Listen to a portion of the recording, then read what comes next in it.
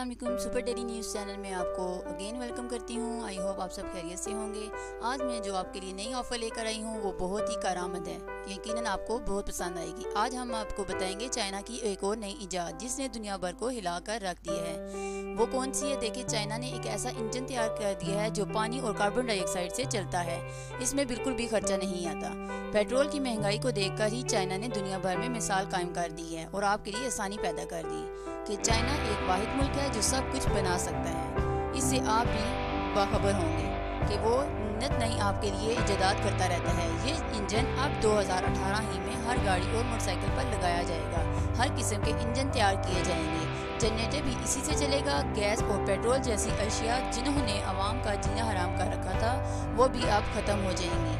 अगर फ़र्ज़ करें कि आपके मुल्क में इंजन आ चुका है, गैस और पेट्रोल की कीमतें भी ख़त्म होकर रह जाएंगी। जब इन्हें कोई पूछेगा नहीं तो सस्ती करने पर मजबूर हो जाएंगे, लेकिन उस वक्त कोई ख़रीदने वाला नहीं होगा।